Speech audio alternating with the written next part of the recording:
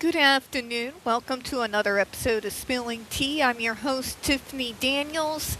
And yes, we will indeed be getting to the JRC here in just a moment. But before we do the disclaimers, if you folks are unfamiliar with the Stop the Shocks campaign or the campaign against the troubled teen industry, pertinent links can be found in the description box. Should you like to do a deep dive, you should be able to go ahead and do so. Trigger warning, this channel is marked not for kids for a reason. I do use profanity. And when we do talk about places like the Judge Rotenberg Educational Center, you're going to hear vivid descriptions of and catch clips of surveillance footage of people with mental health issues and disabled people being tortured and abused. So if you have children who watch the channel that are 16 and younger, parental supervision very much advised.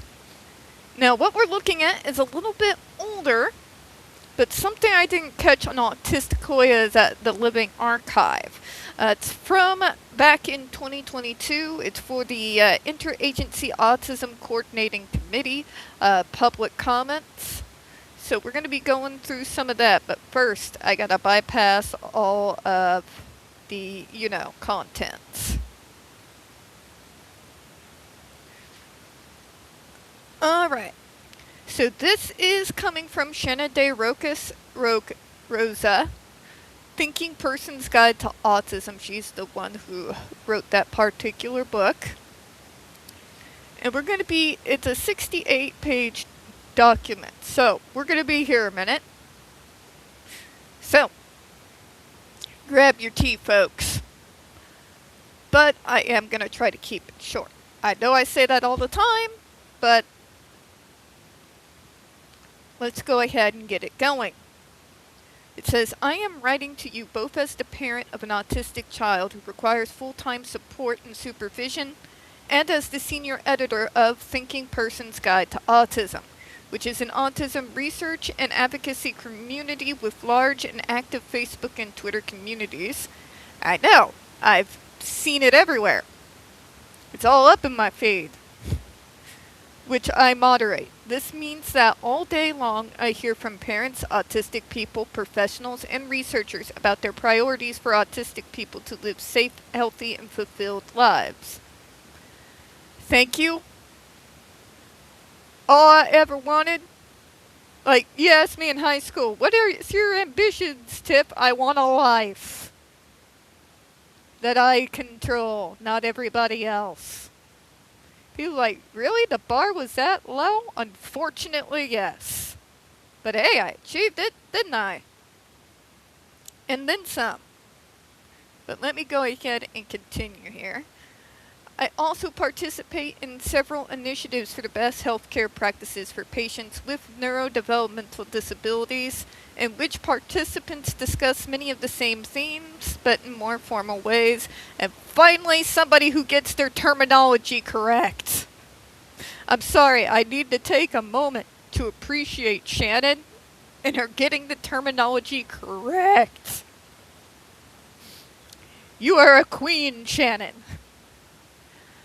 The list of concerns are endless, but the priorities include research on how autistic people can process medications differently than non-autistics.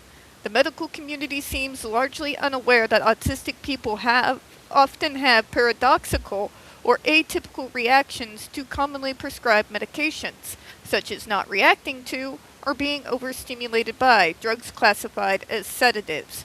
For example, Zoloft turned my butt into a non-feeling zombie, while Butrin just made it to where all I could think about or care about was sleep all the time. I managed to hold on, but kind of know what they're talking about there. That's why, when talking medication, we don't throw the baby out with the bathwater. Have open communication with your doctor. Tell them how the medicine is treating you. They can't fix something they don't know is wrong. They're not psychic. Research on how autistic people can process medications.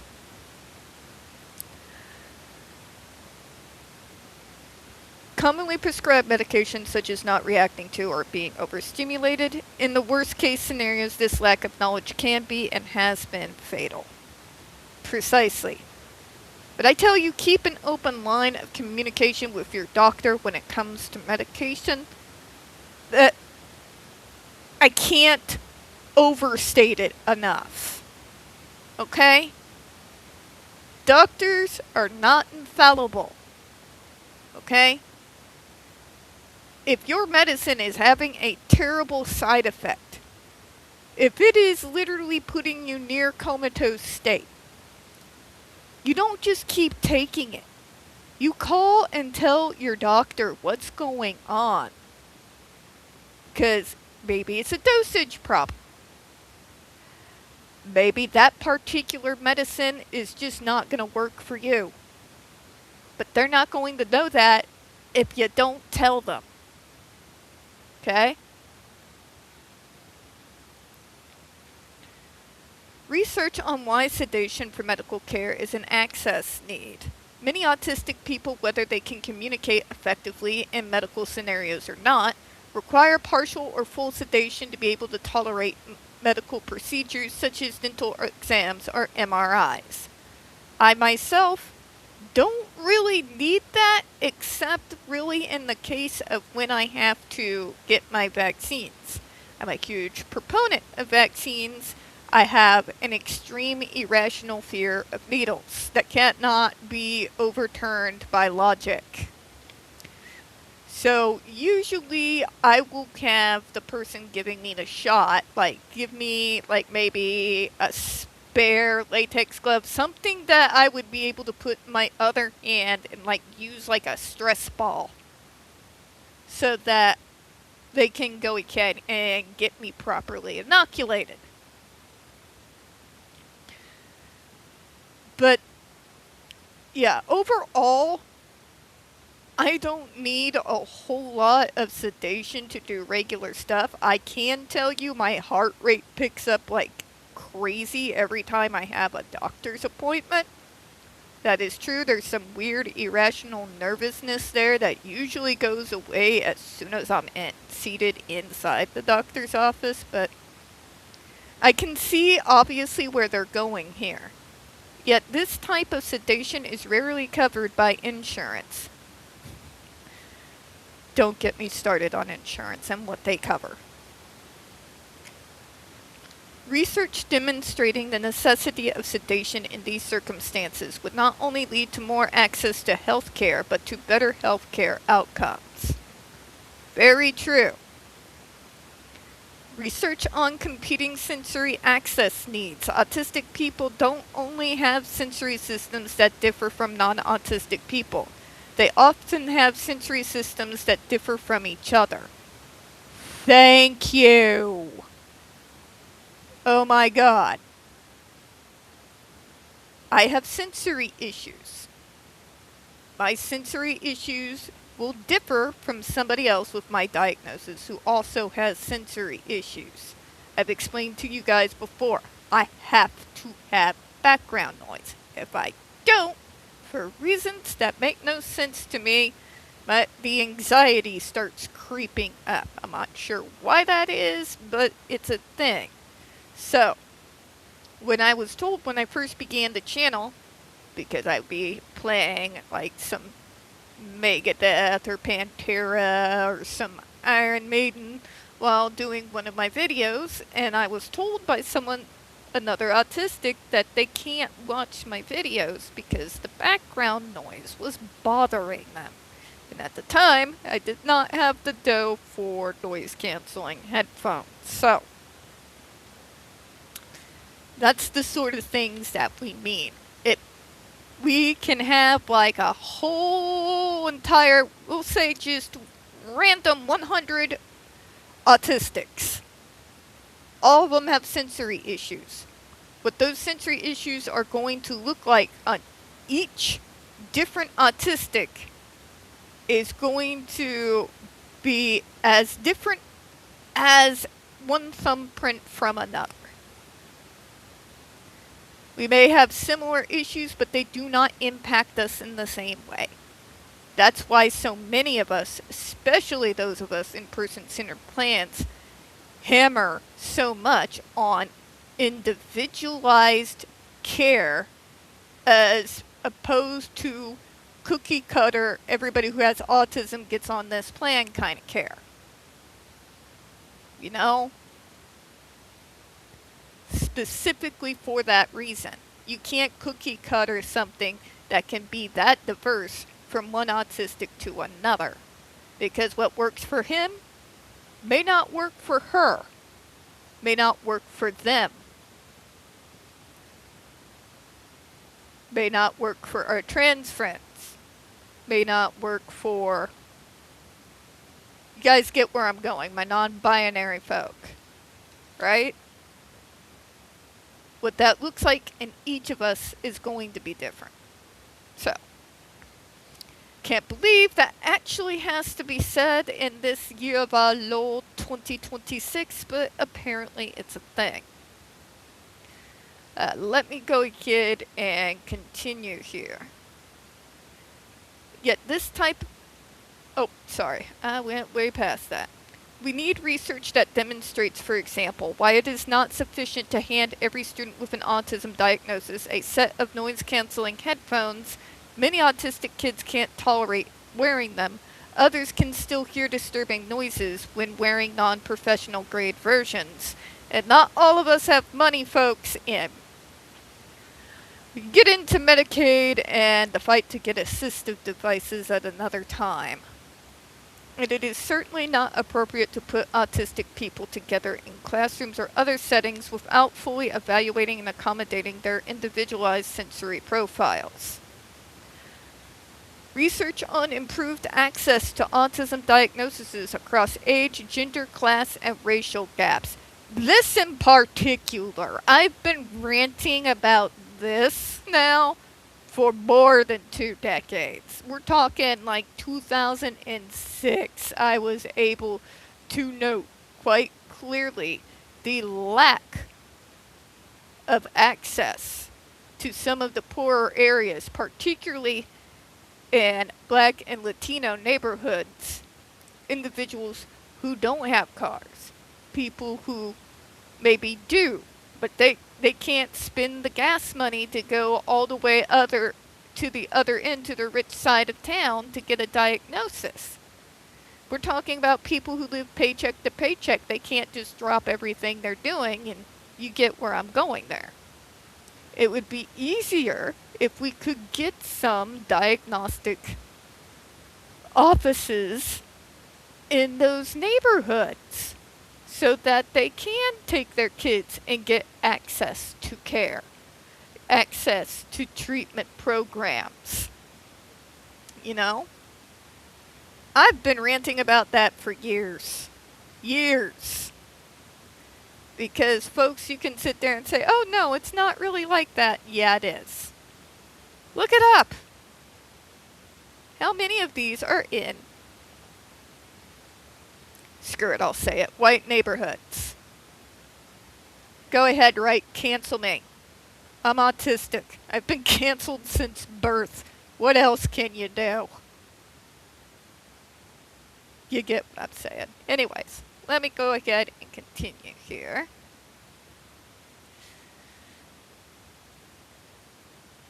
Too many autistic people are being misdiagnosed, characterized as having behavioral disorders. There are still people who think autism is a behavioral disorder, for God's sake. Don't get me going.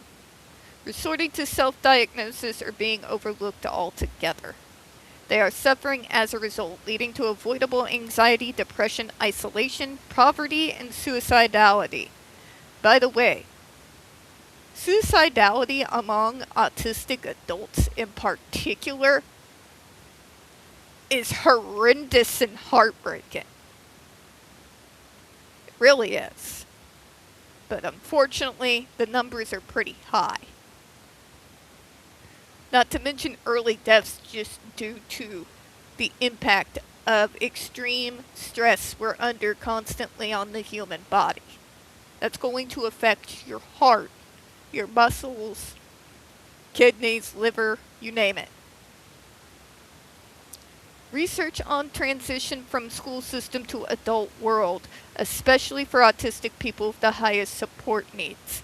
Has been my hill I've been dying on for years. I was one of the main pushers to get more decent transition age services as a part of the overall system. We have had our pilot projects going. We have partnered with IACC, the folks who have been behind the push of the Employment First initiative. Yeah. It's a thing. And we need more transition services from high school into adult world that is accessible to everyone. Because I don't want to think what would have happened had I not had those services when I needed them. But it wouldn't have been very pretty, I guarantee you that. The cliff is a real thing for students like my son, who is currently facing a complete lack of programs that can enroll an autistic adult with full-time support needs. Even those programs that are inappropriate for him currently have interminable wait lists. The wait lists are the stuff of nightmares. You have no idea. The problem is the resources aren't there, which makes the demand high. The higher the demand, the longer the wait list, the more kids are falling through the cracks. We do, as a nation, need to start thinking more and integrating more transition age services as a part of overall treatment. Because when you don't, you're shortchanging. Just putting it out there. To compound matters, even though we are fortunate to have funding for home aides, there is currently a shortage of workers to the point my son does not have the staffing he needs and deserves. We've talked about that high turnover rate for direct care staff and community integrators, and has been allocated. If families like ours, which have language class and cognitive advantages that make it easier to navigate often labyrinthine and impenetrable public disability support systems like a regional center, respite, SSI, and IHSS, still can't find any support, then families that don't have our advantages are certainly worse off. This is a good beginning. And it looks like we're going to be getting into more than just the JRC, which is actually good. But we'll be getting to them shortly, I don't doubt. But for tonight, folks, we're going to go ahead and close out. We don't get very many views on this channel, and the few we do tend to get removed from time to time. So, folks, you know the drill. If you would be so kind, please don't forget to hit the like button, hit subscribe. Don't forget to hit the comments, and folks as well, make sure you're still set up for notifications. We're still continuing with Down the Rabbit Hole as well as the Snake Oil Salesman series. We do not want you all missing anything. I do appreciate your time, and as always, folks, we here at Spilling Tea do hope you have a good one. I will see you all next time. Bye-bye, everyone.